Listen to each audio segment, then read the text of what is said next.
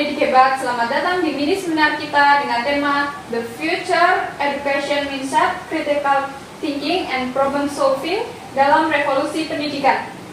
Sebelumnya, perkenalkan, saya Revita Dwi Anugrah Putri sebagai host dalam acara hari ini.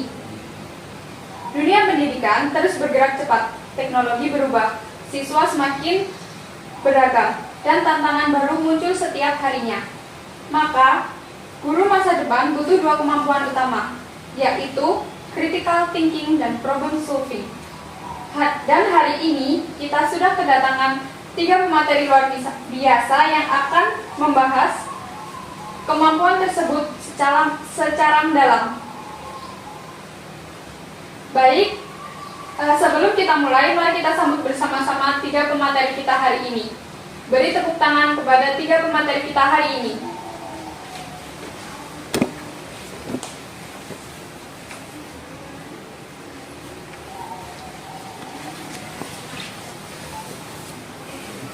Ketiga pemateri kita ini hadir dengan keahliannya masing-masing, yang pastinya akan sangat bermanfaat bagi kita semua. Untuk memandu jalannya acara, saya persilakan co-host untuk memperkenalkan mereka dengan lebih jauh. Terima kasih host. Sebelumnya, perkenalkan saya Diana Oktavianti sebagai CO host pada acara hari ini.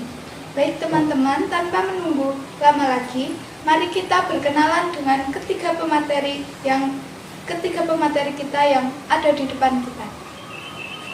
Yang pertama, di sisi kiri kita ada Kak Naila.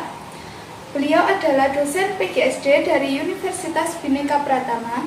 Beliau akan membawakan materi tentang critical thinking, cara berpikir logis, analitis, dan reflektif yang wajib dimiliki guru masa depan. Di tengah kita ada Kak Ranti. Beliau guru besar dosen Universitas Nusantara Cendekia. Beliau pemateri utama yang akan membahas tentang problem solving. Beliau sangat berpengalaman dalam membantu calon guru menghadapi tantangan kelas dengan solusi yang kreatif. Dan di paling ujung kita ada Kak Faiz, mahasiswa dari Samudra Pertiwi yang sedang melakukan penelitian terhadap problem solving dan jurnal Scopus. Nanti beliau akan menyajikan studi kasus nyata dari pengalaman PPL sehingga kita bisa melihat langsung bagaimana critical thinking dan problem solving diterapkan di lapangan. Baik, tanpa menunda lagi, kita akan mulai dengan pemaparan materi pertama kepada Kak Naila. Kepadanya dipersilakan. Terima kasih kepada host dan co-host. Sebelumnya, Assalamualaikum warahmatullahi wabarakatuh. Waalaikumsalam warahmatullahi wabarakatuh. Halo teman-teman semuanya. Kayak tadi sudah diperkenalkan oleh co-host bahwa saya di sini akan menyampaikan materi pengantar tentang critical thinking atau berpikir kritis. Nah, critical thinking secara sederhana adalah kemampuan untuk berpikir secara logis, tenang, dan masuk akal sebelum bertindak. Jadi, kita itu sebelum beraksi harus berpikir terlebih dahulu. Dalam konteks pendidikan, guru yang memiliki critical thinking itu tidak hanya menerima informasi saja, tetapi dia akan menganalisis, mempertanyakan, dan mengevaluasi sebelum bertindak di dalam kelas. Ada 3 langkah berpikir kritis yang bisa kita mulai biasakan dari sekarang. Yang pertama ada curiosity atau rasa ingin tahu. Guru yang hebat itu selalu punya rasa ingin tahu. Dia tidak cepat puas dengan satu jawaban saja. Misalnya nih, siswanya ada yang tidak fokus. Dia akan berpikir, kenapa ya siswanya ini tidak fokus? Apa mungkin medianya yang kurang tepat atau metode pembelajarannya yang tidak relevan dengan kehidupan siswanya? Nah, dengan rasa ingin tahu inilah muncul ide-ide kreatif untuk memperbaiki pembelajarannya. Nah, yang kedua ada analisis. Setelah mengetahui masalahnya, guru akan melihat dari berbagai sudut pandang. Misalkan nilai siswanya itu menurun, jangan langsung salahkan siswanya. Kita lihat nih, apa bisa jadi metode kita itu yang kurang pas, atau media pembelajarannya yang kurang menarik, atau bahkan pembelajarannya yang terlalu lama. Dengan analisis yang baik, kita bisa menentukan akar masalahnya dan tidak asal menyimpulkan. ibaratnya itu seperti detektif. Dia akan mengumpulkan bukti-bukti, petunjuk-petunjuk sebelum memberikan keputusan. Nah, yang terakhir nih, yang ketiga ada reflection atau refleksi. Ini sering terlupakan padahal ini sangat penting. Setelah selesai mengajar, guru itu harus meluangkan waktu untuk bertanya kepada dirinya sendiri. Apa ya yang sudah berjalan dengan baik hari ini? Apa yang perlu diperbaiki untuk pertemuan selanjutnya? Guru reflektif itu seperti koki yang selalu mencicipi masakannya setiap hari. Kalau kurang pas, ya diperbaiki. Nah, teman-teman, inilah mindset yang harus dimiliki oleh future educator. Bukan guru yang reaktif dan mudah menyalahkan, tetapi guru yang reflektif dan mau belajar dari setiap situasi. Karena dari berpikir kritis inilah akan lahir keputusan yang lebih bijak, tepat sasaran, dan tentunya berdampak positif bagi siswa dan proses pembelajaran. Mungkin itu saja yang bisa saya sampaikan. Terima kasih. Wassalamualaikum warahmatullahi wabarakatuh. Waalaikumsalam warahmatullahi wabarakatuh. Terima kasih banyak Kak Naila. Setelah memahami landasan berpikir kritis, saatnya kita beralih ke sesi kedua, yaitu pendalaman problem solving yang akan disampaikan oleh Kak Ranti. Kepadanya dipersilahkan. Oke, baik. Terima kasih atas kesempatannya, co-host dan host. Sebelumnya, Assalamualaikum warahmatullahi wabarakatuh. Waalaikumsalam warahmatullahi wabarakatuh. Pada sesi ini kita akan membahas tentang problem solving dalam dunia pendidikan. Seringkali kita mendengar istilah critical thinking dan problem solving. Jadi critical thinking adalah cara berpikirnya dan problem solving adalah langkahnya. Jadi artinya guru berpikir kritis dalam menghadapi situasi dan problem solvingnya adalah guru melakukan menghadapi tantangan itu dengan cara yang bagus dan relevan. Oke, guru yang hebat bukan guru yang tidak menghadapi masalah sama sekali, tetapi menghadapi tantangan dan masalah itu dengan cara kreatif dan sesuai dengan kondisi kebutuhan siswa. Nah, dalam dunia pendidikan problem solving ini menghadapi berbagai tantangan. Misalnya dalam contohnya siswa, kurikulum, metode belajar, dan lingkungan kondisi kelas. Nah, dalam praktiknya ada metode dari Polya dan ada 4 langkah utama yang dapat diterapkan oleh guru di dalam kelas.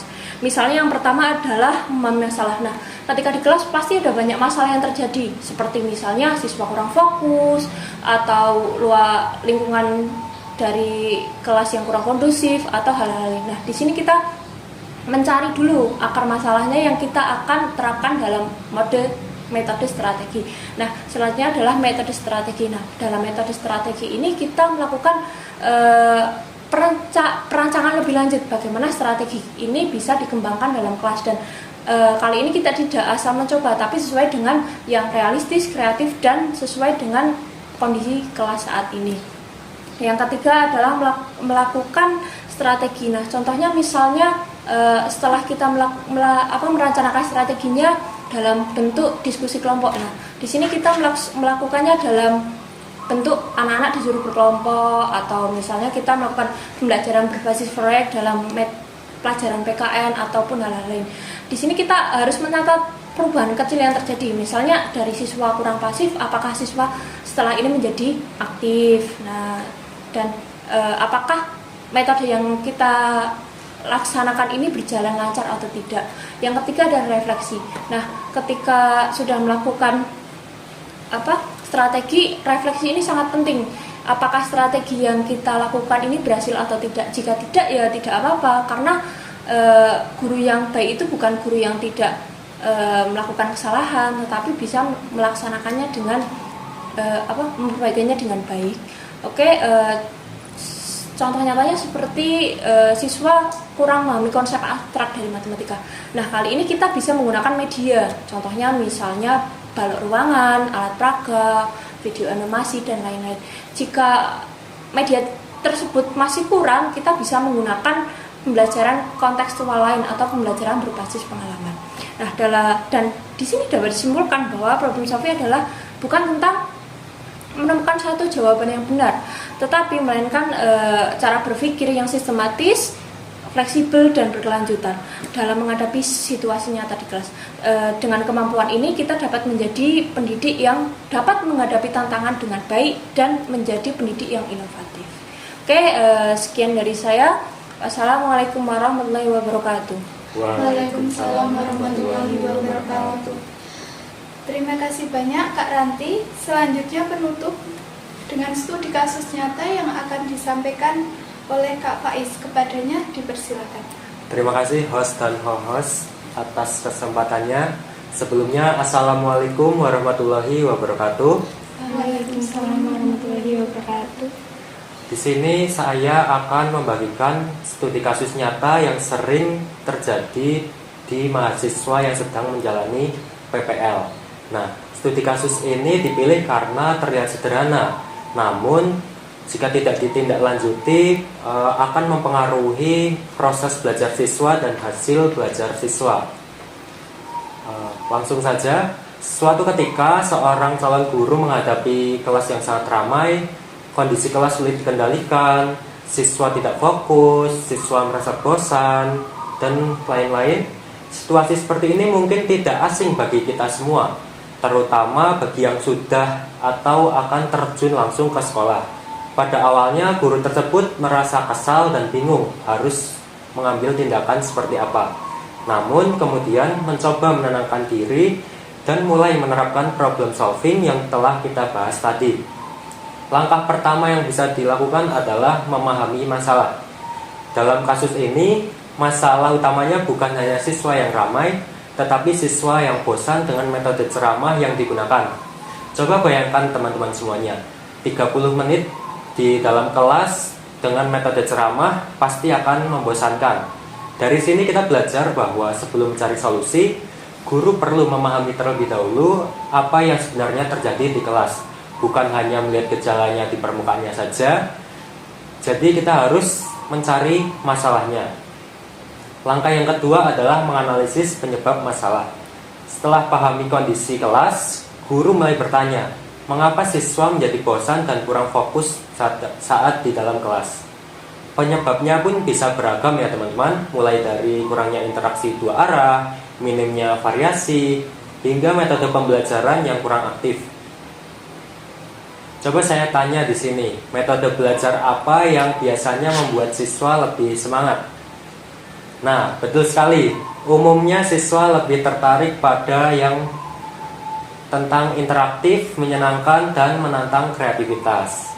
Langkah yang ketiga adalah merancang solusi. Dari analisis tersebut, guru mulai mencari alternatif dengan metode pembelajaran yang lebih sesuai dengan kondisi siswa. Dalam kasus ini, guru memutuskan untuk mengganti metode ceramah menjadi game-based learning, yaitu pembelajaran melalui permainan edukatif singkat yang tetap mengacu pada tujuan pembelajaran. Selanjutnya, langkah terakhir adalah melaksanakan dan mengevaluasi. Setelah solusi diterapkan, guru tidak berhenti pada pelaksanaannya saja, tetapi juga melakukan evaluasi terhadap proses dan hasil pembelajaran. Nah, dari kasus ini ya teman-teman, kita bisa belajar bahwa menjadi guru berarti siap menghadapi masalah yang ada setiap hari di kelas. Namun dengan kreativitas dan pemikiran kritis, setiap masalah bisa jadi peluang untuk berinovasi. Dan inilah yang disebut dengan the future educator mindset.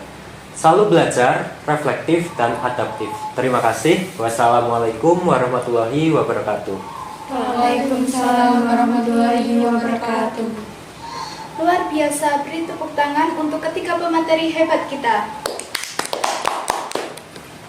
Jadi kesimpulan dari materi yang sudah disampaikan oleh ketiga pemateri kita adalah guru masa depan harus memiliki kemampuan critical thinking dan problem solving untuk menghadapi perubahan dunia pendidikan. Guru dituntut untuk berpikir kritis dengan memiliki rasa ingin tahu, mampu menganalisis permasalahan kelas, serta melakukan refleksi terhadap pembelajaran. Dari pola pikir tersebut, guru dapat menerapkan problem solving secara sistematis untuk menemukan solusi yang kreatif dan sesuai dengan kebutuhan siswa.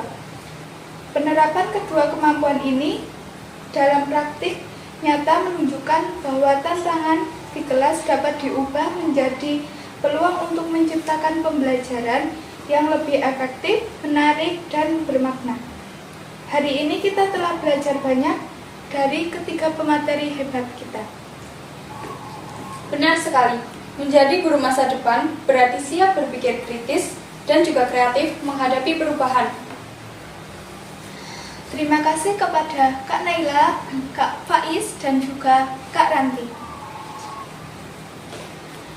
Sampai jumpa di seminar berikutnya. Wassalamualaikum warahmatullahi wabarakatuh.